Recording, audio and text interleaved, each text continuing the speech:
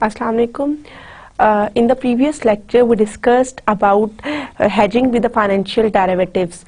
We discussed that how managers of financial institution uses derivatives in order to reduce the risk. ठीक है, हमने ये discuss किया था कि आपको पता है इन द 1970s, 1980s और 1990s में world become a more riskier place for the financial institutions. ठीक है, उसके बाद क्या हुआ कि आपकी इंटरेस्ट रेट फ्लक्चुएशंस बहुत ज़्यादा थी, अनसर्टेनिटी बहुत ज़्यादा थी.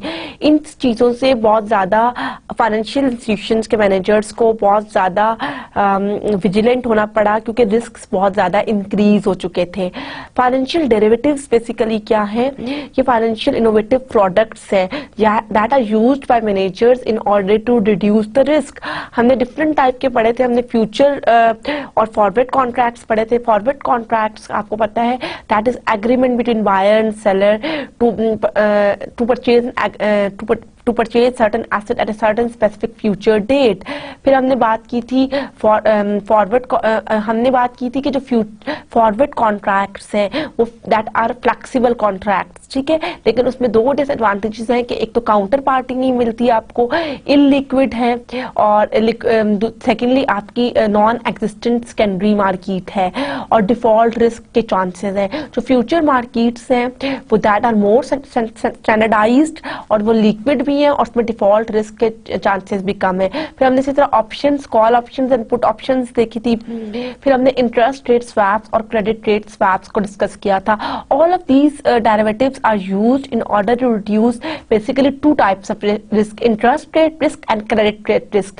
But managers को बहुत ज़्यादा vigilant होना पड़ता है in order to use the derivatives, क्योंकि अगर वो derivatives को properly manage नहीं करते, properly use नहीं करते, तो बजाय इसके risk reduce होने के risk बहुत ज़्यादा increase हो जाता है. जो 2007 से 2009 का क्राइसिस हुआ था उसके जो पीछे रीजन थी वो फाइनेंशियल डेरिवेटिव्स की वजह से हुआ था, क्योंकि उन्होंने अपने डेरिवेटिव्स को सही तरह यूज नहीं किया था. ठीक है, ये तो हमारा पिछला लेक्चर था. Today is last lecture of the financial institution course. ठीक है, हमने जब ये कोर्स स्टार्ट किया था तो मैंने आपको कहा था तो बेसिक एम है या बेसिक जो डिस्क्रिप्शन थी कोर्स की वो ये थी कि हम देखें how the financial institutions and the financial markets are working. ठीक है, financial institutions and for financial markets कैसे काम करती हैं. हमने ये देखना था कि what are the different components of markets and different structural components of the financial institutions.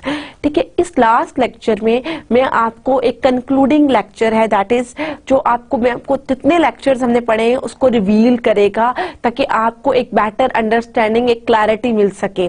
और मुझे आई होप कि आपको जितने भी लेक्चर्स हैं समझ आए होंगे. एक ब्रीफ समरी में आपको प्रोवाइड करती हूँ ताकि अगर आपकी कोई क्यूरीज है या अगर कोई कंसेप्ट आपको थोड़ा बहुत नहीं समझ आया या कोई ऐसा पॉइंट जिसमें आपको प्रॉब्लम है तो वो क्लियर हो जाए. हम स्टार्ट करेंगे. हमने स्टार्ट किया था फाइनेंशियल सिस्टम से. फाइनेंशियल सिस्टम बेसिकली क्या होता है? A framework for describing set of markets, organizations and individuals that are engage in the transaction of financial instruments, securities as well as the regulatory institutions. हमने course start किया था कि financial system जो है that includes the markets, organizations and individuals जो लोग transaction में involve होते हैं.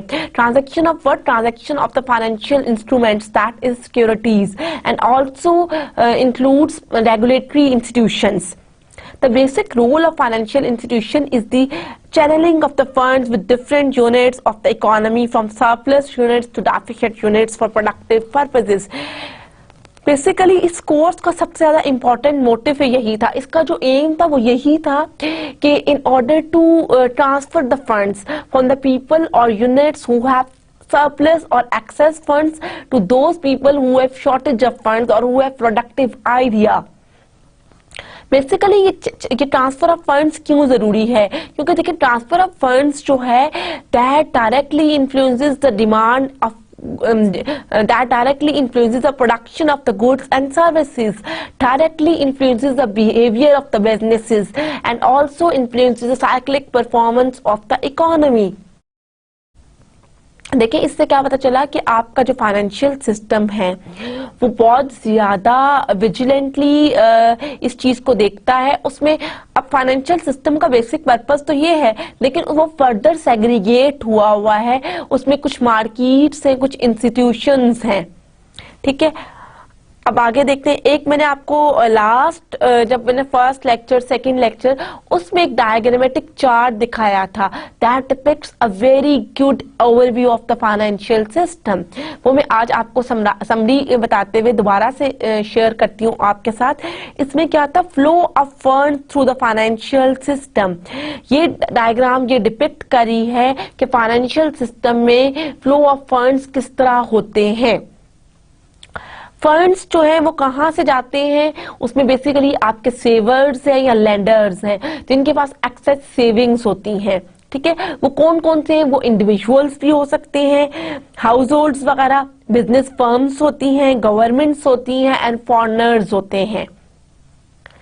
और जो आपको जिनको आप दे रहे होते हैं, जो बोरोअर्स या स्पेंडर्स होते हैं, वो कौन है, वो business firms, governments, house holds and foreigners हैं।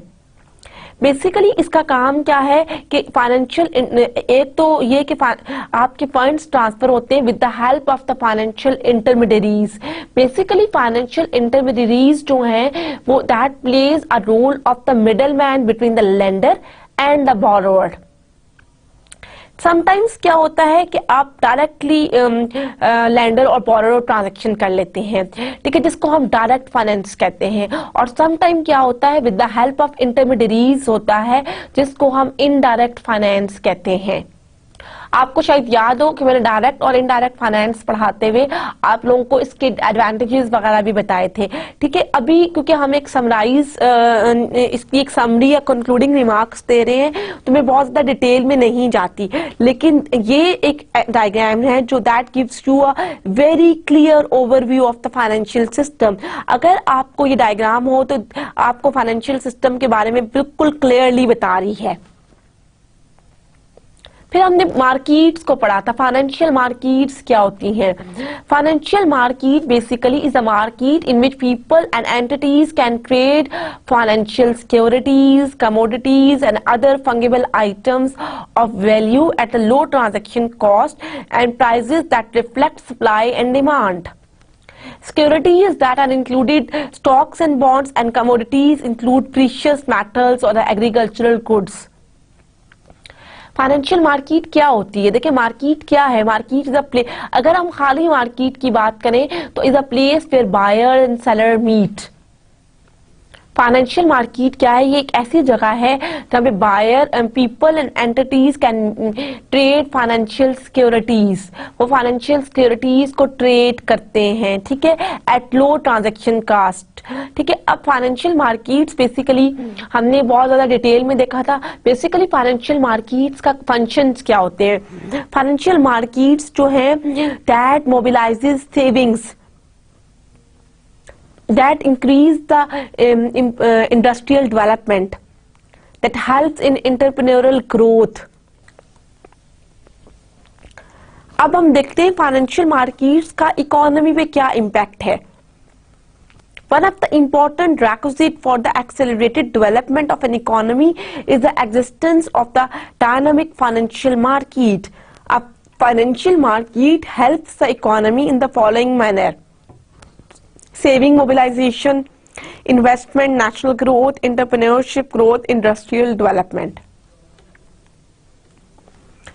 मार्केट्स में जब हमने बात की थी तब हमने डिस्कस किया था structure of markets. Structure of markets क्या होता है? Markets are categorized as follows. एक मार्केट होती है debt versus equity market. Debt market किसे कहते हैं? Debt market generically bond market होती है। डेट मार्केट में क्या करते हैं, जहां पे आप यानी कॉर्पोरेशंस या इंडिविजुअल्स जो है लोन लेते हैं। जब डेट मार्केट की बात आएगी, आप लोन लेंगे तो इसकी कॉस्ट ऑफ बोरिंग भी होता है, जिसको आप इंटरेस्ट कहते हैं। डेट मार्केट के अगर एडवांटेजेस देखें तो टैक्स एडवांटेजेस हैं। लो कॉर्पोरेशंस वगैरह जब डेट लेती हैं तो वो इनकी इनकम में शो नहीं होता, तो इसको इस तरह उनको टैक्स एडवांटेज मिलता है। फिर इक्विटी मार्केट बेसिकली किसे कहते हैं, जैसे stock market that represents the share of ownership, part of the share holders equity. फिर हमने बात की थी primary versus secondary market. Primary versus secondary market क्या होती है, प्राइमरी मार्केट होती है जिसमें आईपीओज वगैरह होता है, जो इनिशियल पब्लिक ऑफरिंग, इसमें इनिशियली प्राइमरी मार्केट में क्या होता है, जो ट्रांजैक्शन होती है वो इश्यूअर के दरमियान होती है और आपके जो इश्यूअर और आईपीओ मतलब कंपनी के दरमियान। और जो सेकेंडरी मार्केट होती है उसमें क्या होता है, buying and selling of securities between issuer and issuer. Secondary market जो है इसमें एक्टिव सिक्योरिटीज होती हैं। और हम जब बात करते हैं सेकेंडरी मार्केट की, तो one of the most important concept related to the secondary market is liquidity concept. Liquidity क्या है, लिक्विडिटी ये है कि आपकी जो सिक्योरिटीज है that must be highly liquid in case of secondary market, so that it can be easily traded on secondary market। फिर हमने बात की थी हमने डिस्कस कर डेट वर्सेस इक्विटी भी हो गया, primary versus secondary market. Then हमने exchange versus over the counter market पा। जब सिक्योरिटी मार्केट की बात आएगी that is further categorized as exchange versus over the counter market. Exchange क्या होती है, जो सेंट्रलाइज्ड लोकेशन होती है, जिसमें हमने न्यूयॉर्क स्टॉक एक्सचेंज की बात की थी, that is one of the most world leading market. उसमें क्या है कि वो कंपनीज लिस्ट करती हैं दैट इज लिस्टेड, वो स्टॉक एक्सचेंज पे लिस्टेड होती हैं, ठीक है। और ओवर द काउंटर मार्केट क्या होती हैं, जिसमें कोई सेंट्रलाइज्ड प्लेस नहीं होती, जिसमें नेस्टेक वगैरह आ जाती हैं, ठीक है। ये आपकी मार्केट स्ट्रक्चर था। फिर हमने देखा था कि आपकी फाइनेंशियल मार्केट्स जो हैं why these are very much important, ठीक है। उसमें हमने डिफरेंट इसके फंक्शंस वगैरह देखे थे कि फंक्शंस क्या हैं, आपकी ट्रांसफर ऑफ रिसोर्सेज हैं, आपकी एलोकेशन कैपिटल फॉर्मेशन है, प्राइस डिनोमिनेशन है, बहुत सारे फंक्शंस हैं। क्योंकि अगर आपकी फाइनेंशियल मार्केट्स नहीं है you are not able to transfer the funds. फिर हमने बात की थी इंटरनेशनलाइजेशन ऑफ मार्केट्स की। Internationalization of markets is another important trend. इसमें क्या था, इंटरनेशनल फाइनेंशियल मार्केट्स और फाइनेंशियल मार्केट्स फिर individual buy and sell foreign assets such as stock, bonds, currencies. It's also a place where institution lay down rules, ठीक है। Foreign internationalisation में क्या होता है, जहां पे buy and sell foreign assets. Why investors invest in foreign market? क्यों? To take advantage of the favorable economic conditions, to reap the benefits of international diversification, when they expect foreign currencies to appreciate against their own. हमने इसको देखा था। फिर हमने बात की थी इंटरेस्ट रेट की। आपको पता है interest rate is one of the most closely monitored variable in the economy. हमने इंटरेस्ट रेट को डिस्कस करते हुए ये डिस्कस किया था कि इंटरेस्ट रेट है क्या। इंटरेस्ट रेट बेसिकली किससे कहते हैं, इंटरेस्ट रेट ये होता है कि जब बोरोड और लेंडर आपस में ट्रांजैक्शन करते हैं तो दे आर वेरी विजिलेंट। वो कहते हैं कि बोरोड जो है वो कुछ कॉस्ट पे करेगा, जिसको कॉस्ट ऑफ बोरिंग कहेंगे, जिसको इंटरेस्ट कहते हैं,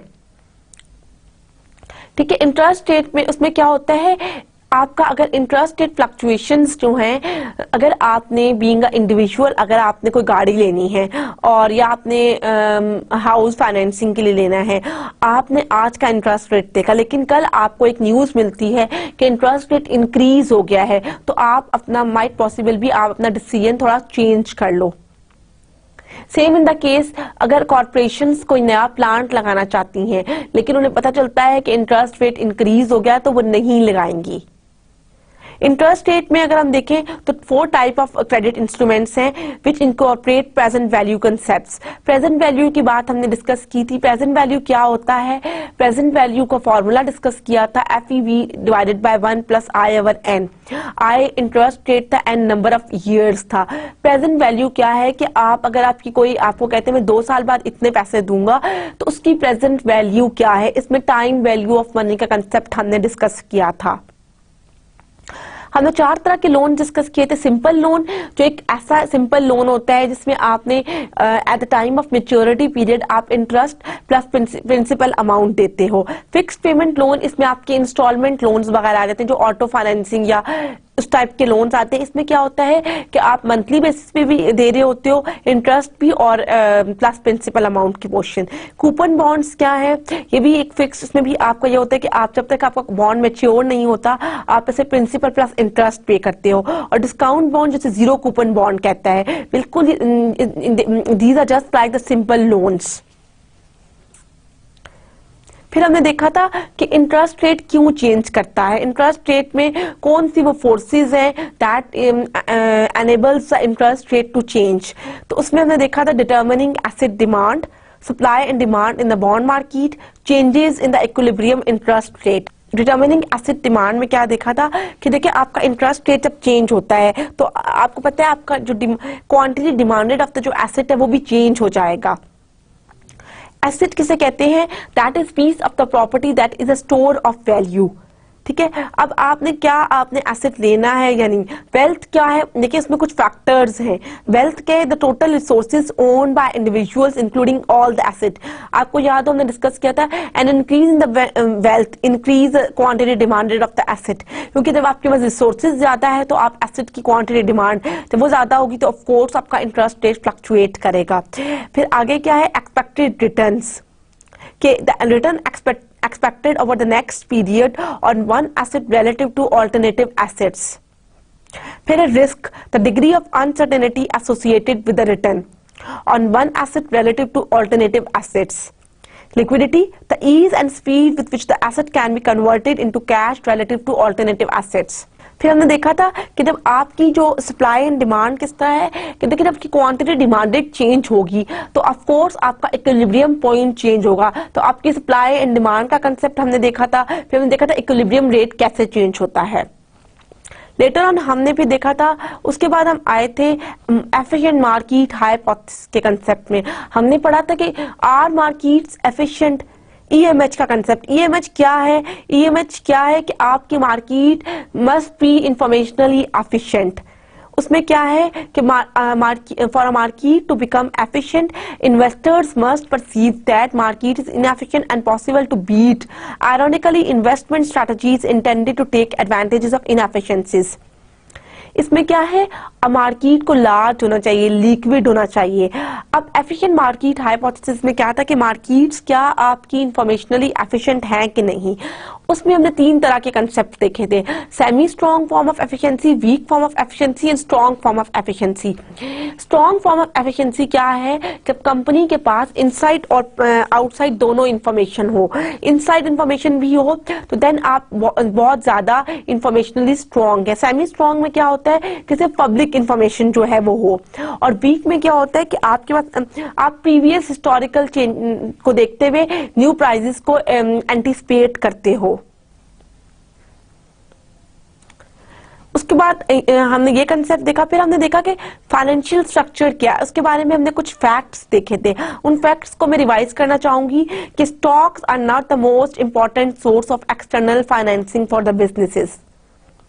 फिर हमने डिस्कस किया था issuing marketable debt and equity securities is not the primary way in which businesses finance their operations.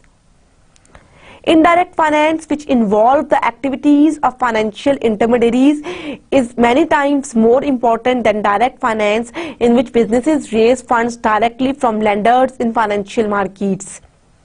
Then financial intermediaries, banks are the most important source of external fund used to finance businesses. Financial system is among the most heavily regulated sectors of the economy. Only large, well-established corporations have easy access to securities market to finance their activities. Collateral is a prevalent feature of debt contracts for both households and businesses. Debt contracts are typically extremely complicated legal documents that place substantial restrictions on the behavior of borrowers, जिसे restrictive covenants कहते हैं। इसमें क्या था, ये कुछ facts थे जिसमें आपने ये डिस्कस किया था कि collateral जो है बहुत ज़्यादा important है, फिर आप restrictive covenants में आप कुछ ऐसी restrictions लिखते हो जिसमें आप borrower को मना करते हो कि वो risky activities में engage ना हो। Later on indirect और direct financing की बात की, फिर आपने कहा कि फाइनेंशियल सिस्टम्स जो हैं वो heavily regulated sectors of economy हैं। आई होप आपको सब यहाँ तक रिकॉल हो गया होगा। हमने जब कोर्स स्टार्ट किया था, हमने पहले फाइनेंशियल सिस्टम को देखा, देन फाइनेंशियल मार्केट्स को देखा, उसके स्ट्रक्चर्स को देखा, फिर हमने इंटरेस्ट रेट को पढ़ा, इंटरेस्ट रेट के बाद हमने मार्केट एफिशिएंसी को देखा, और देन हम फाइनेंशियल इंस्टीट्यूशंस की तरफ आए। इसमें दो तरह के प्रॉब्लम जो होता है, एसिमेट्रिक इंफॉर्मेशन प्रॉब्लम जिसमें adverse selection and moral hazard है। देखिए दो तरह के वर्ड्स होते हैं, एक सिमेट्रिक इंफॉर्मेशन होती है, एक एसिमेट्रिक। सिमेट्रिक क्या होती है, जहाँ पे all parties to a contract have the same information, जिसमें लेंडर और बोरोवर के पास सेम इंफॉर्मेशन हो। लेकिन बहुत सारे केसेस में ऐसा नहीं होता, lender and borrower have different information, उसको हम एसिमेट्रिक इंफॉर्मेशन कहते हैं। एसिमेट्रिक इंफॉर्मेशन क्या है, उसकी बहुत सारी टाइप फॉर्म्स हैं, और उसमें क्या होता है कि उसमें दो तरह के प्रॉब्लम्स आते हैं, adverse selection and moral hazards. ठीक है, अभी हमने पिछले 2-3 लेक्चर्स पहले जब हमने क्रेडिट रिस्क को डिस्कस किया था, वहां भी हमने देखा था एडवर्स सिलेक्शन और मॉरल हैजर्ड्स का प्रॉब्लम जो है that leads to the credit default risk. Adverse selection क्या होता है, occurs when the transaction has when one party in a transaction has a better information as compared to other party। इसमें क्या होता है, before the transaction occurs होता है। और इसमें क्या होता है, जो potential borrowers जिनके adverse outcomes ज्यादा होते हैं, they are more likely to seek loans as compared to others। Moral hazards क्या है कि आपके पास आप एग्रीमेंट कर लेते हो और उसके बाद एक पार्टी जो है, जैसे आप लेंडर एग्रीमेंट करता है, बोरोवर को रिस्ट्रिक्ट करता है, और उसके बाद बोरोवर को ऐसी रिस्की एक्टिविटीज में इंगेज हो जाता है at the cost of lender.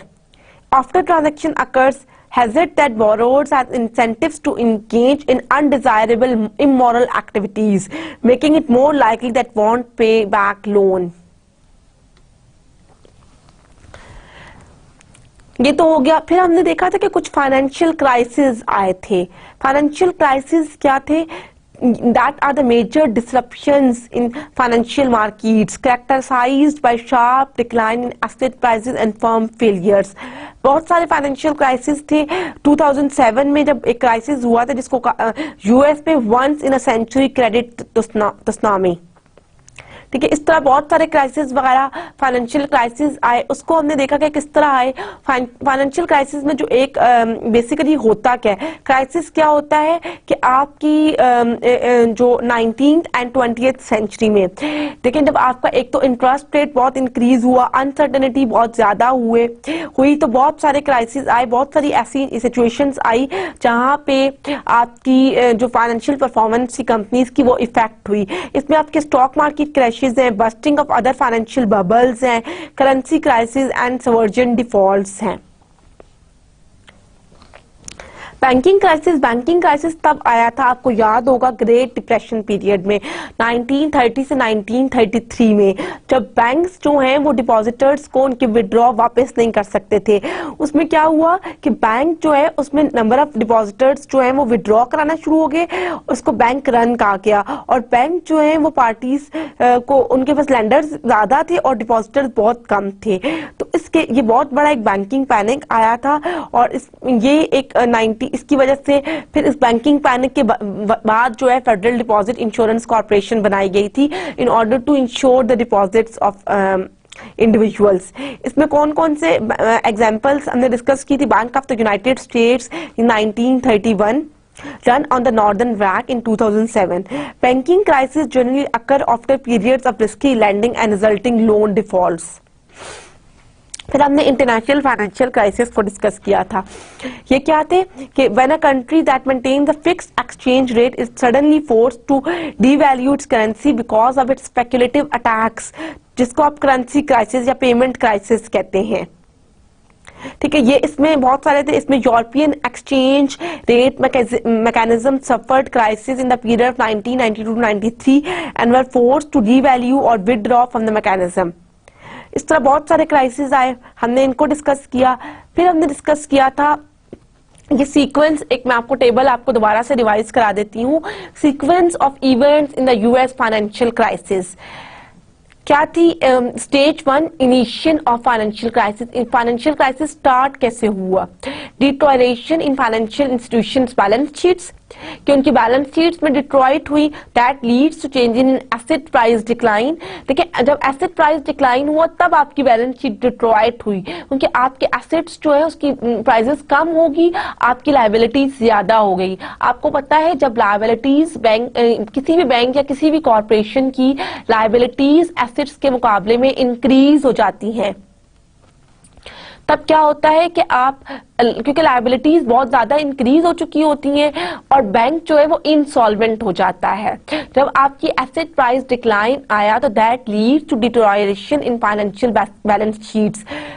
Thirdly क्या हुआ? इंटरेस्ट रेट बहुत ज्यादा इंक्रीज हो गया। इंटरेस्ट रेट इंक्रीज हुआ तो उसके साथ साथ अनसर्टेनिटी बहुत ज्यादा इंक्रीज हो गई। That leads to the problem of adverse selection, ठीक है, एंड मॉरल हैजर्ड प्रॉब्लम्स। इसकी वजह से आपकी इकोनॉमिक एक्टिविटी डिक्लाइन हुई, that leads to change in banking crisis. Banking crisis में दोबारा adverse selection and moral hazard का प्रॉब्लम हुआ, आपकी इकोनॉमिक एक्टिविटी डिक्लाइन हुई, और then that change to unanticipated decline in price level, then economic activity declines. ये क्या था? ये सीक्वेंस ऑफ इवेंट्स जो फाइनेंशियल क्राइसिस यूएस में हुआ। The solid arrows in stage 1 and 2 trace the sequence of events in a typical financial crisis. The dotted arrows shows the additional set of events that occur if the crisis develop into debt deflation. फिर हमने बात की थी America के banking system की, ठीक है, क्योंकि हम फाइनेंशियल इंस्टीट्यूशंस को जब डिस्कस करते हैं तो bank is one of the most important financial institutions. उसमें हमने फेडरल रिजर्व सिस्टम को देखा। फेडरल रिजर्व सिस्टम क्या था कि ओरिजिनेट कैसे हुआ? आपको पता है कि पहले एक तो फियर ऑफ सेंट्रलाइज्ड पावर और distrust of moneyed interest guide central bank activities in 19th century. फिर यूएस का फर्स्ट बैंक जो है disband in 1811, second bank was disband in 1836।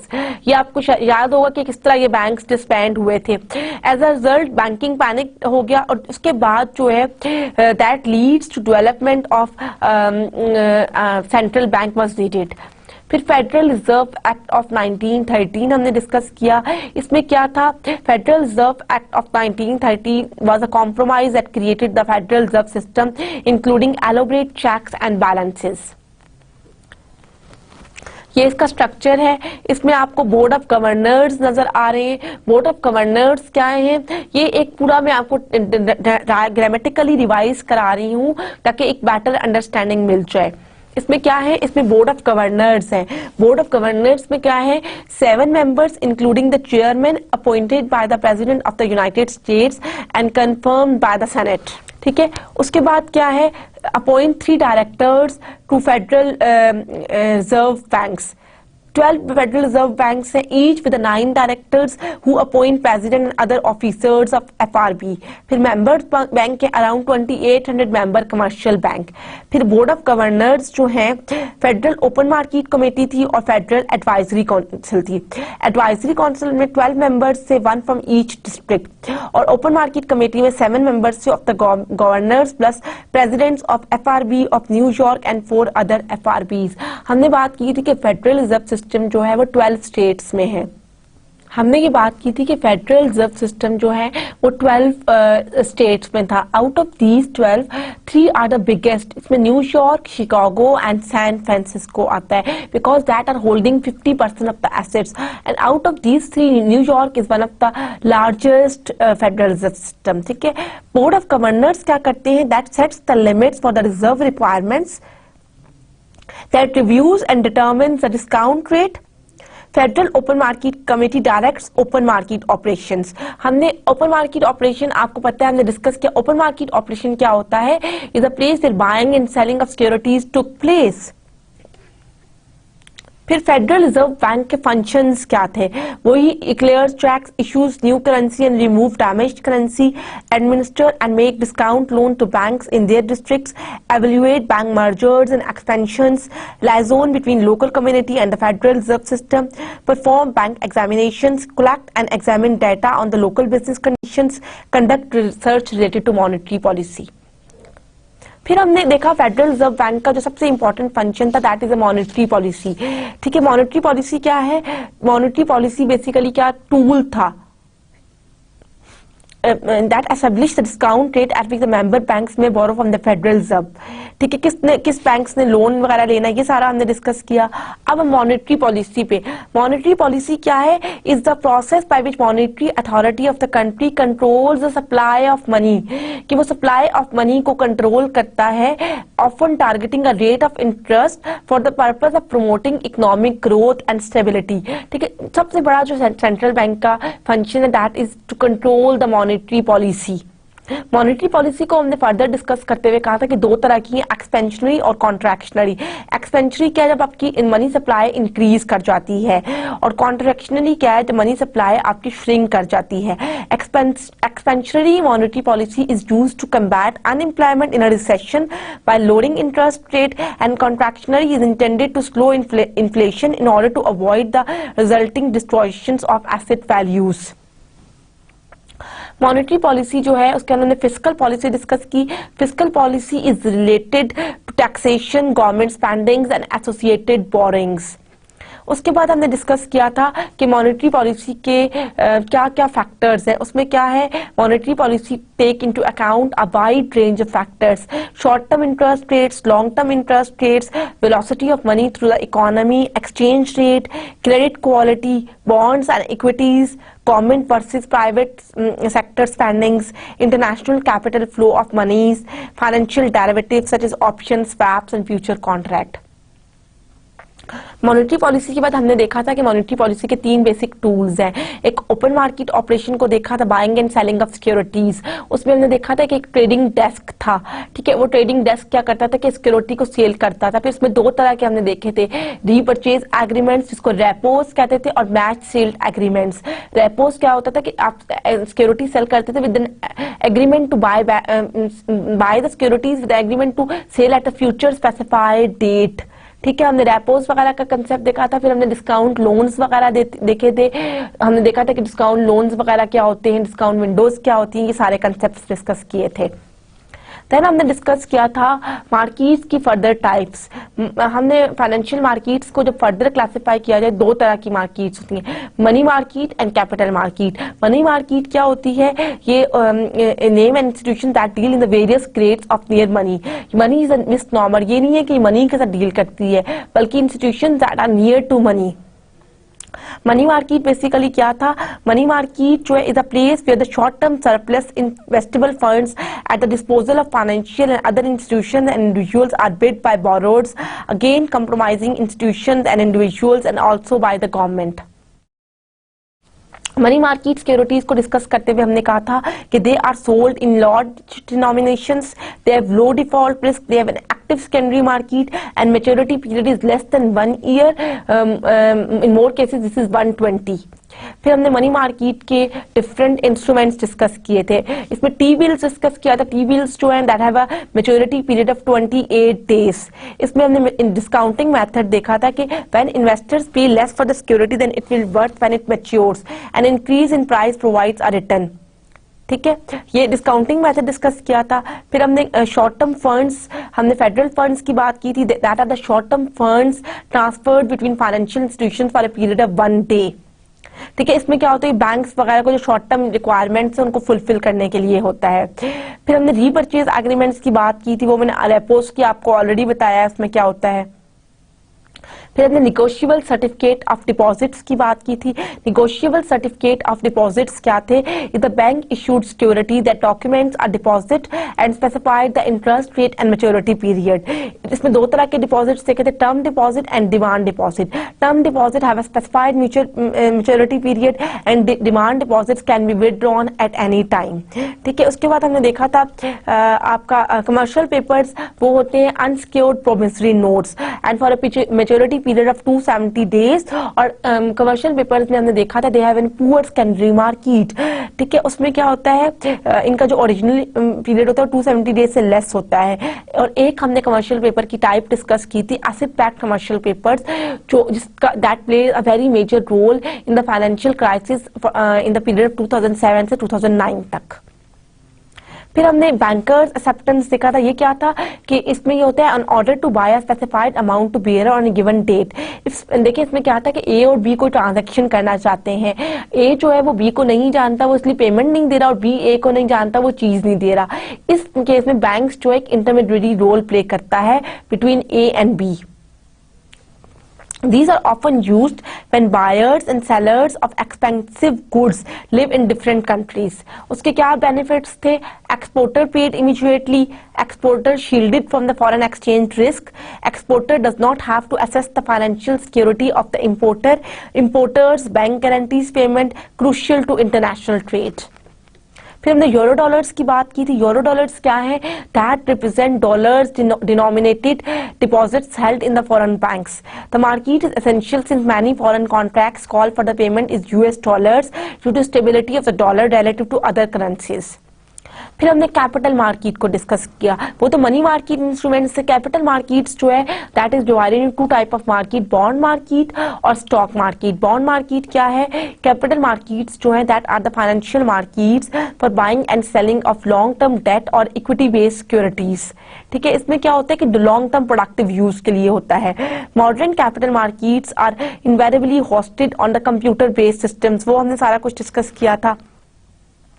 Capital market में हमने देखा था कि दो तरह की, primary market for initial sale, इसमें आईपीओज वगैरह होते हैं कि company can avoid paying fee to investment bank. इसमें आप इन्वेस्टमेंट बैंक्स को इन्वॉल्व किए बगैर डायरेक्टली कंपनीज जो हैं डायरेक्ट पब्लिक ऑफरिंग कर देती है, जिसको आईपीओ कहते हैं। और सेकेंडरी मार्केट जो है इसमें दो तरह की चीजें, ओवर द काउंटर और ऑर्गेनाइज्ड एक्सचेंज। फिर स्टॉक मार्केट को डिस्कस किया और बॉन्ड मार्केट को जब डिस्कस किया था तो हमने डिफरेंट टाइप के बॉन्ड्स देखे थे। हमने agency bond, municipal bond, corporate bond को डिस्कस किया। फिर हमने उनकी रेटिंग देखी थी कि ट्रिपल ए रेटिंग क्या है, डबल ए रेटिंग क्या है, ये सारे फैक्टर्स हमने देखे थे। स्टॉक मार्केट क्या है? Stock market basically is a market aggregation of buyer and seller transaction, not a physical facility of shares. These are securities listed on stock exchange as well as those on traded privately. ठीक है, stock market को discuss किया। इसमें हमने क्या देखा था कि लोग क्यों इन्वेस्ट करते हैं स्टॉक मार्केट में?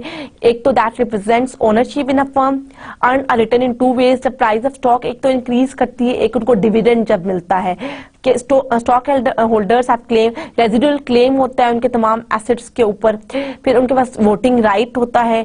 टू टाइप के होते हैं, कॉमन स्टॉक जिसमें आपको डिविडेंड भी मिलता है और राइट टू वोट भी, और प्रेफर्ड स्टॉक जिसमें आपको फिक्स्ड डिविडेंड मिलता है और इसमें आपको वोटिंग राइट नहीं मिलता। फिर हमने मॉर्गेज डिस्कस किया था। मॉर्गेजेस बेसिकली क्या होते हैं? मॉर्गेजेस भी टाइप ऑफ कैपिटल मार्केट है, a debt instrument secured by collateral of specified real estate property. ठीक है, इसमें क्या है? A long term loan secured by real estate और an amortized loan whereby fixed payment pays both principal and interest each month. हमने भी different type of mortgages देखे थे कि मॉर्गेज होता क्या है ओरिजिनली। फिर हमने देखी थी banking and management of financial institutions. हमने कहा था कि बैंक्स, बहुत सारे फाइनेंशियल इंस्टीट्यूशंस हैं। आउट ऑफ दीज बैंक्स जो हैं वो that plays a very important role in channelling funds to finance productive investment opportunities. ठीक है, इसमें क्या आता है कि they provide loans to businesses, finance college educations and allows us to purchase home with mortgages. फिर हमने देखा था कि बैंक्स की बैलेंस शीट को डिस्कस किया था कि बैलेंस शीट में हमने एसेट्स और लायबिलिटीज को डिस्कस किया था। लायबिलिटीज में हमने चेकिंग अकाउंट्स को देखा था, सेविंग अकाउंट्स को देखा था, टाइम अकाउंट्स को, रिजर्व्स वगैरह को देखा था, कैपिटल को देखा था। फिर हमने एसेट साइड में उसके कैश आइटम्स देखे थे और हमने देखा था कि एसेट्स कौन से हैं, लायबिलिटीज कौन सी हैं, और फिर बैंक्स की मैनेजमेंट क्या करती है, liquidity management, asset management, capital adequacy management का कंसेप्ट देखा था। फिर हमने देखा था कि बैंक्स की परफॉर्मेंस को मेजर कैसे कर सकते हैं। देखिए, आप कोई भी बैंक है उसकी परफॉर्मेंस क्या वो सही काम कर रही है कि नहीं, तो उसमें हमने ऑपरेटिंग इनकम देखी थी, ऑपरेटिंग एक्सपेंसेस देखे थे और नेट ऑपरेटिंग इनकम देखी थी। समटाइम्स आप रेशियो एनालिसिस वगैरह करते हो जो ये बताती हैं कि आपकी बैंक की परफॉर्मेंसेस क्या है। उसमें डिफरेंट टाइप ऑफ रेशियोज हैं, करंट रेशियोज हैं, लिक्विडिटी रेशियोज हैं, आपकी ऑपरेटिव रेशियोज हैं, आपकी इक्विटी रेशियोज हैं, जो डिपिक्ट करती हैं कि बैंक्स की परफॉर्मेंस क्या है। उसमें हमने ये डिस्कस किया था किसी भी बैंक को कैपिटल रखना चाहिए, क्योंकि अगर वो इंसॉल्वेंट हो जाता है तो अगर उनका कैपिटल बहुत कम है तो बैंक इंसॉल्वेंट हो जाएगा। फिर हमने डिस्कस की थी कि बैंकिंग इंडस्ट्री जो है वो डेवलप कैसे होती है, हिस्टोरिकल डेवलपमेंट यूएस में क्या था। उसमें यह था कि 1782 में एक बैंक ऑफ नॉर्थ अमेरिका जो है that is chartered with Philadelphia. उसके बाद उनकी बैंकिंग इंडस्ट्री स्टार्ट हुई। लेटर ऑन क्या हुआ कि क्योंकि उसमें ये कुछ कंट्रोवर्सीज आई थी कि इस बैंक को कौन कंट्रोल करेगा, सेंट्रल गवर्नमेंट कंट्रोल करेगी या स्टेट कंट्रोल करेगी। देन लेटर ऑन 1791 में एक बैंक बना जिसमें ड्यूअल फंक्शन है, that is controlled by private as well as a government. फिर उसके बाद क्या हुआ, ये कोलैप्स कर गया और फिर कांग्रेस ने 1816 में सेकंड बैंक बनाया। फिर लेटर ऑन 1832 में एक पॉलिटिशियन एंड्रयू जैक्सन ने वोट्स वगैरह कराए और ये भी कोलैप्स कर गया। 1836 में national act of 1863 establishes national banks and offices of the comptroller of the currency।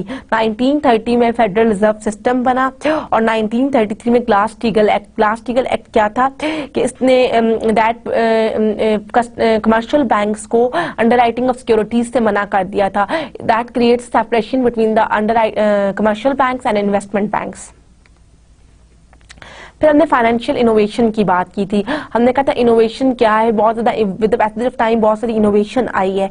उसमें हमने 3 तरह की चीजें देखी थी, responses to change in demand conditions, supply conditions and avoidance of existing regulations. Demand conditions में क्या होता है कि आपको डिमांड कंडीशंस में, क्योंकि आपका इंटरेस्ट रेट बहुत ज्यादा इंक्रीज हुआ था 1960s में, तो उसमें आपने एडजस्टेबल रेट मॉर्गेजेस बनाए थे जो आपके in order to an example of interest rate volatility, आपके डेरिवेटिव्स वगैरह थे that are developed in order to hedge the risk. फिर आप सप्लाई कंडीशन में आपकी टेक्नोलॉजिकल इनोवेशंस आ जाती हैं, इसमें that lower the cost of processing financial transactions, making it profitable for financial institutions to create new financial products and services. Then investors को इसमें आपकी क्रेडिट कार्ड्स, आपकी इलेक्ट्रॉनिक बैंकिंग वगैरह आई थी। ठीक है, उसके बाद हमने फाइनेंशियल इनोवेशंस के बाद हमने क्या डिस्कस किया था, हमने डिस्कस किया था अपनी इंश्योरेंस कंपनीज के कंसेप्ट को, म्यूचुअल फंड्स को, पेंशन फंड्स को। देखिए ये तमाम भी फाइनेंशियल इंस्टीट्यूशंस हैं। फिर हमने डिस्कस किया इंश्योरेंस कंपनीज क्या होती हैं। इंश्योरेंस कंपनीज बेसिकली क्या करती हैं कि is a type of risk management, जो आपके रिस्क को रिड्यूस करती हैं, जो उसमें in the exchange of fee call the premium. फिर हमने डिफरेंट टाइप ऑफ इंश्योरेंसेस को डिस्कस किया था। इंश्योरेंस कंपनी से कंसेप्ट को देखा था कैसे ओरिजिनेट हुआ। उसमें हमने life insurance, casualty insurance, health insurance, auto insurance को देखा। फिर हमने देखा कि इंश्योरेंस कंपनीज को किस तरह रेगुलेट किया जाता है। फिर हमने म्यूचुअल फंड्स को देखा। म्यूचुअल फंड्स क्या था, बेसिकली ये स्मॉल इन्वेस्टर्स को की इन्वेस्टमेंट को पूल करके एक फंड बनाया गया था जिसे म्यूचुअल फंड कहा गया है। एक इसमें जो बेनिफिट था क्या था कि एक तो लिक्विडिटी, डाइवर्सिफिकेशन, कि आपको डाइवर्सिफाई कर दिया गया था, आपकी ट्रांजैक्शन कॉस्ट को रिड्यूस किया गया था। इसको देखा था कि इसमें किस तरह म्यूचुअल फंड्स के उसमें हमने टाइप्स वगैरह देखी, जिसमें हमने डिस्कस किया था कि मनी मार्केट म्यूचुअल फंड जो है वो बहुत कॉमन टाइप ऑफ बॉन्ड है, मनी मार्केट म्यूचुअल फंड जो है कॉमनली यूज होती है। फिर हमने देखा था म्यूचुअल फंड्स के कंसेप्ट को ओरिजिनेट कैसे किया गया और फिर हमने म्यूचुअल फंड्स को देखा कि म्यूचुअल फंड्स एक टाइम तक तो बहुत अच्छे ग्रो करते रहे, आफ्टर दैट उसमें डिक्लाइनिंग ट्रेंड आया। फिर हमने पेंशन को डिस्कस किया। पेंशन फंड्स क्या थी, बेसिकली इसमें क्या होता है कि उसमें जो एम्प्लॉय की आपकी करंट इनकम होती है उसमें से कुछ पैसों को एम्प्लॉयर इन्वेस्ट करती है आपकी जो आपको फ्यूचर में मंथली इनकम मिलती है at the time of retirement, उसमें हम दो तरह की देखी थी पेंशन, टाइम बेनिफिट डिफाइंड और कंट्रीब्यूशन डिफाइंड। जो कॉमनली यूज होती है वो बेनिफिट डिफाइंड है। बेनिफिट डिफाइंड में क्या होता है, जो एम्प्लॉयर और के वो आपको इन्वेस्टमेंट परफॉर्मेंस जैसी भी होगी वो आपको पे करेगा एम्प्लॉयर जो है। कंट्रीब्यूशन डिफाइंड में डिपेंड करता है कि एम्प्लॉयमेंट परफॉर्मेंस क्या है। फिर हमने उसके बाद हमने investment bank, security brokers and dealers के कंसेप्ट को देखा था। इन्वेस्टमेंट बैंक्स बेसिकली क्या करते हैं, ये असिस्ट करते हैं इन अंडरराइटिंग द सिक्योरिटीज वगैरह को। ठीक है, उसमें क्या होता है कि आपकी जो दो लोग हैं वो अगर आईपीओज वगैरह करना चाहते हैं, इन्वेस्टमेंट बैंक उनसे फी वगैरह चार्ज करते हैं और उनके रिस्क वगैरह को अपने पे ले लेते हैं। ये हमने सारा देखा। फिर सिक्योरिटी ब्रोकर्स एंड डीलर्स का कंसेप्ट देखा और वेंचर कैपिटल फर्म्स का। वेंचर कैपिटल फर्म्स बेसिकली क्या होती हैं, जो न्यू बिजनेस होते हैं, जो न्यू आइडियाज वगैरह होते हैं। मर्जर एंड एक्विजिशंस को देखा। मर्जर एंड एक्विजिशंस मैंने डिस्कस किया आपके साथ। ये तमाम जो सारे और फाइनेंस कंपनीज डिस्कस की, ये तमाम जो है ये फाइनेंशियल इंस्टीट्यूशंस थे जिनका बेसिक काम क्या था कि पैसों को ट्रांसफर किया जाए। और इसमें इनका जो पर्पसेस थे वो डिफरेंट थे। म्यूचुअल फंड्स जो है स्मॉल इन्वेस्टर्स को प्रमोट करता है। पेंशन जो है वो आपके पेंशन फंड्स जो है वो रिटायरमेंट वगैरह के टाइम पे हैं। जो वेंचर कैपिटल्स हैं वो आपकी यंग जनरेशन एंटरप्रेन्योर्स को प्रमोट करने के लिए है। फिर आपके इन्वेस्टमेंट बैंक्स जो है वो आपकी सिक्योरिटीज वगैरह, आईपीओ वगैरह को प्रमोट करते हैं। और इंश्योरेंस कंपनी क्या है, वो आपके रिस्क को रिड्यूस करते हैं। और लास्ट 2 लेक्चर्स जो थे वो हमारे रिस्क के बारे में थे। रिस्क हमने बात की थी कि जो फाइनेंशियल इंस्टीट्यूशंस हैं वो बहुत ज्यादा मतलब उनके मैनेजर्स जो हैं तब तक फाइनेंशियल इंस्टीट्यूशंस को प्रॉफिटेबली रन नहीं कर सकते जब तक वो अपने रिस्क को रिड्यूस नहीं कर सकते। और आपको पता है कि with the passage of time आपकी जो फाइनेंशियल इनोवेशन है इटसेल्फ उसने बहुत सारा रिस्क फैक्टर को इंक्रीज कर दिया है। उसमें हमने क्रेडिट रिस्क और जिसे डिफॉल्ट रिस्क कहते हैं और इंटरेस्ट रेट रिस्क देखा था। हमने क्रेडिट रिस्क डिस्कस करते हुए कहा था कि बीइंग द मैनेजर उसको एसिमेट्रिक इंफॉर्मेशन प्रॉब्लम को खत्म करना है जिसमें एडवर्स सिलेक्शन और मॉरल हैजर्ड प्रॉब्लम आता है। उसमें हमने स्क्रीनिंग एंड कलेक्शन प्रोसेस देखा था, स्पेशलाइजेशन इन लेंडिंग देखा था, लोन कमिटमेंट्स देखी थी, रिस्ट्रिक्टिव कॉवेनेंट्स का कंसेप्ट डिस्कस किया था। फिर आपकी लॉन्ग टर्म कस्टमर रिलेशनशिप, फिर आपके कंपनसेटिंग बैलेंस, फिर आपके कोलैटरल वगैरह क्रेडिट राशनिंग को डिस्कस किया था। इंटरेस्ट रेट रिस्क को रिड्यूस करने के लिए आप इनकम कैप एनालिसिस और ड्यूरेशन कैप एनालिसिस यूज करते हैं। और लास्ट में हमने यूज किया था हेजिंग विद फाइनेंशियल डेरिवेटिव्स, क्योंकि आपको पता है starting in the 1970s and in 1980s and 1900s the world became a riskier place for financial institutions. Swings in interest rates widened and the bond and stock markets went through some episodes of increased volatility. उसमें क्या हुआ था कि financial derivatives that are pay off that are linked to previously issued securities and extremely useful risk reduction rules. ठीक है, इसमें हमने hedging use की थी। हेजिंग क्या होती है, financial derivatives are so effective in reducing risk because they enable financial institutions to hedge that is engaged in a financial transaction that reduce or eliminates a risk. हमने 2 तरह की position discuss की थी, long position और short position. When a financial institution has bought an asset, it is said to have taken a long position, and this exposes the institution to risk if returns on the assets are uncertain. Short position क्या? If it has sold an asset that is it has agreed to deliver to another party at a future date, it is said to be taken a short position. ठीक है, उसके बाद हमने discuss किया था आप different type के contracts वगैरह। इसमें हमने डिस्कस किया था फॉरवर्ड कॉन्ट्रैक्ट्स, फ्यूचर कॉन्ट्रैक्ट्स। उसके बाद हमने अब फॉरवर्ड एंड फ्यूचर कॉन्ट्रैक्ट्स क्यों यूज होते हैं, इसमें हमने डिस्कस किया था इंटरेस्ट रेट फॉरवर्ड कॉन्ट्रैक्ट्स वगैरह that are use to hide the interest rate risk. हमने फॉरवर्ड और फ्यूचर कॉन्ट्रैक्ट्स के बेनिफिट्स वगैरह देखे, फिर ऑप्शंस को डिस्कस किया, फिर हमने क्रेडिट डेरिवेटिव्स और इंटरेस्ट रेट स्वैप्स को डिस्कस किया। देखिए बेसिकली ये जो कोर्स था आई होप आपको तमाम जो मेरे लेक्चर्स हैं वो अच्छी तरह समझ आए होंगे। बेसिकली ये कोर्स क्या था, फाइनेंशियल इंस्टीट्यूशंस का स्टूडेंट्स को डायनामिक फाइनेंशियल इंस्टीट्यूशंस के बारे में बताना, स्टूडेंट्स को डायनामिक इनोवेशंस के बारे में इन्फॉर्म करना।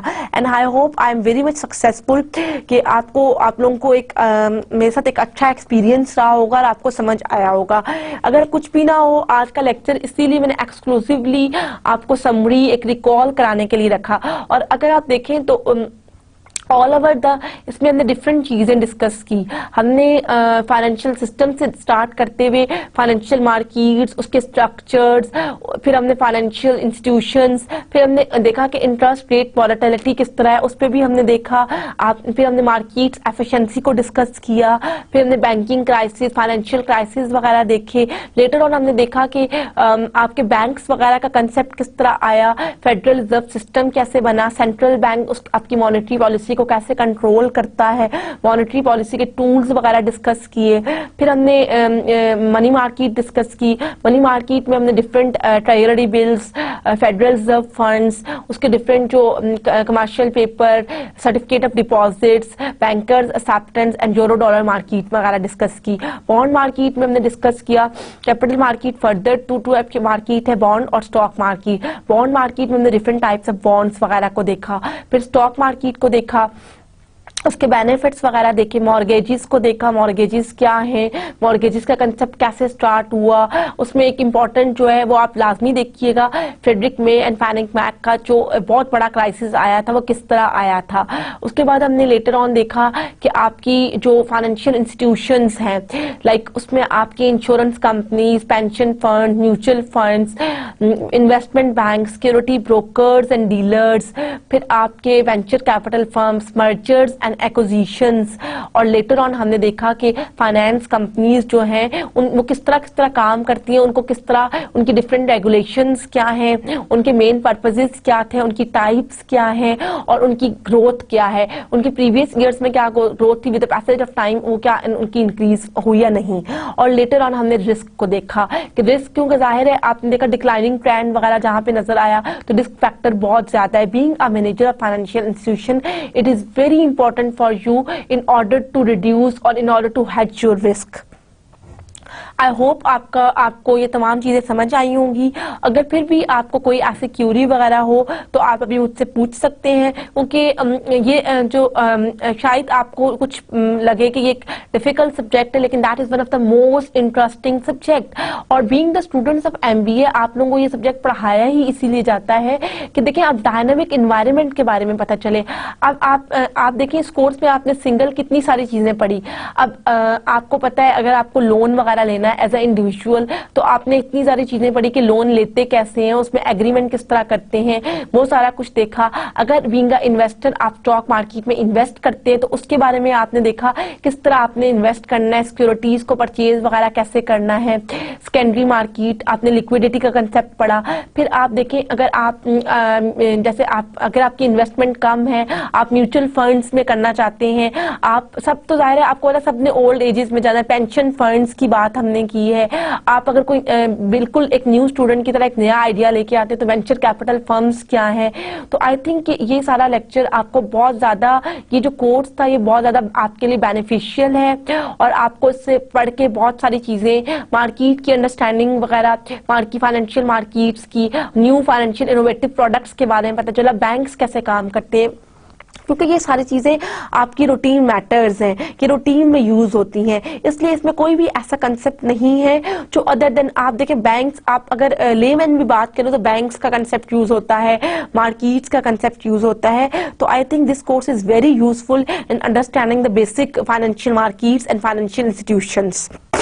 और जो लास्ट में हमने रिस्क की बात की, आपको पता है कि 1970s, 1980s, 1990s में बहुत सारे क्राइसिस आए, स्टॉक मार्केट क्रैशेस आए, आपके बैंकिंग पैनिक्स आए, आपके इंटरनेशनल क्राइसिस आए। तो इसलिए साथ साथ आप फाइनेंशियल इंस्टीट्यूशन की स्टडी के साथ साथ आप ये भी अगर देखें कि आप रिस्क कैसे कंट्रोल कर सकते हैं तो ये एक और एडिशनल बेनिफिट है, क्योंकि आपको पता है बहुत सारी डेवलपमेंट्स हुई हैं। Managers of the financial institutions have become more concerned with reducing the risk their institution space. इसीलिए financial derivatives that managers of financial institution use to reduce risk, ठीक है, कि वो किस तरह इन डेरिवेटिव्स को यूज करें in order to reduce the risk, ठीक है। उसके बाद आपने फाइनेंशियल इनोवेशंस वगैरह देखी कि with the passage of time जो आपकी ट्रेडिशनल बैंकिंग थी वो कैसे चेंज हुई। आप इलेक्ट्रॉनिक पेमेंट्स वगैरह, ऑनलाइन बैंकिंग के कंसेप्ट को देखा, उसमें आपने debit cards, credit card, smart cards को देखा कि देखिए ये सारी वो चीजें जो आप डेली लाइफ में यूज करते हैं। तो ये कोर्स जो है आपको एक बेटर अंडरस्टैंडिंग देगा। देखिए अगर आपको ऑनलाइन बैंकिंग, देखिए हो सकता है आपको कुछ चीजें उसमें ना हो, आप कैसे एक सिक्योर ट्रांजैक्शन कर सकते हैं, आप कैसे एक सिक्योर इन्वेस्टमेंट कर सकते हैं। After studying this course I think you are I am very much sure that course enables you to give you a very comprehensive knowledge about the banks, online banks, उनकी banks की performances क्या है, stock markets में आप किस तरह काम कर सकते हैं, ये तमाम चीजें आपको बहुत ज्यादा अच्छी तरह समझ में आई होंगी। ठीक है, ये तो था, ये आज क्योंकि हमारा लास्ट लेक्चर है इसलिए मैं आप लोगों को एक दफा दोबारा आपसे पूछती हूँ, अगर कोई भी आपको किसी भी तरह का कुछ भी समझ ना आया हो, starting from the first lecture to last lecture, अगर आप कुछ पूछना चाहें तो आप पूछ सकते हैं, आपकी कोई भी क्यूरी है आप पूछ सकते हैं। ठीक है, और इन द लास्ट मैं आपको कहूंगी कि आप जो है इस कोर्स को स्टडी करने के लिए अगर आप एक तो फ्रेडरिक मिश्किन की बुक तो आप फॉलो करें ही करेंगे जो आपकी टेक्स्ट बुक है, साथ साथ आप देखिए इसके जो केस स्टडीज है उनको जरूर, क्योंकि देखिए यहाँ पे कुछ टाइम की कमी की वजह से कुछ केस स्टडीज तो मैंने डिस्कस किए, लेकिन कुछ केस स्टडीज जो है वो आपको बताएंगे कि कैसे, मतलब वो केस स्टडीज पर्टिकुलर इंडस्ट्रीज वगैरह के बारे में है, वो आपको एक बेटर अंडरस्टैंडिंग प्रोवाइड करेंगे। फिर आपको जर्नल्स वगैरह से जरूर स्टडी करें, इंटरनेट पे आप देखें कुछ जर्नल्स वगैरह जैसे वॉल स्ट्रीट जर्नल है, इस तरह वो आपको एक बेटर अंडरस्टैंडिंग और एक क्लैरिटी देंगे रिगार्डिंग दैट कोर्स। और उसके अलावा अगर आप खाली बुक भी देख लेते हैं तो उसमें भी बहुत ज्यादा डिस्क्रिप्शन है, आपको बहुत अच्छी तरह समझ आ जाएगा। बेसिकली जो इसका बेसिक एम था इस कोर्स का वो यही था, देखिए फाइनेंशियल इंस्टीट्यूशन से हम बात करते हैं, हम बार बार यही बात कर रहे थे, ट्रांसफर ऑफ फंड्स। ठीक है, इसमें क्या था कि आप फंड्स ट्रांसफर करते हो लेकिन किस तरह कि उसमें आपके रिस्क भी कम हो और सिक्योरली आपकी जो फंड्स है वो ट्रांसफर हो, ये चीज हमने सारी देखी। और आप फंड्स ट्रांसफर करोगे तो किन इंस्ट्रूमेंट्स को यूज करोगे, आपके शॉर्ट टर्म नीड्स है तो तब आप मनी मार्केट इंस्ट्रूमेंट्स को यूज करोगे, अगर लॉन्ग टर्म नीड्स हैं तो आप तब कैपिटल मार्केट्स में जाओगे, और अगर आपको कुछ ऐसे सिक्योर्ड लोन्स हैं तो अब आप मॉर्गेजेस में जाओगे, अगर आप स्मॉल इन्वेस्टर्स आपको इन्वेस्टमेंट करना चाहते हो तो आप म्यूचुअल फंड्स में जाओगे। ठीक है, ये तमाम चीजें आपको ये डिस्क्राइब करेंगे। और अगर आप बैंक्स वगैरह में अगर लोन्स वगैरह चाहिए तो आप बैंक्स में जा सकते हो, अगर आप चाहते हो कि आपका टाइम वेस्ट ना हो तो आप इलेक्ट्रॉनिक बैंकिंग यूज कर सकते हो, ऑनलाइन बैंकिंग यूज कर सकते हो। आई होप आपको ये बहुत अच्छी तरह समझ आ गया होगा। This is all about today's lecture. Allah Hafiz.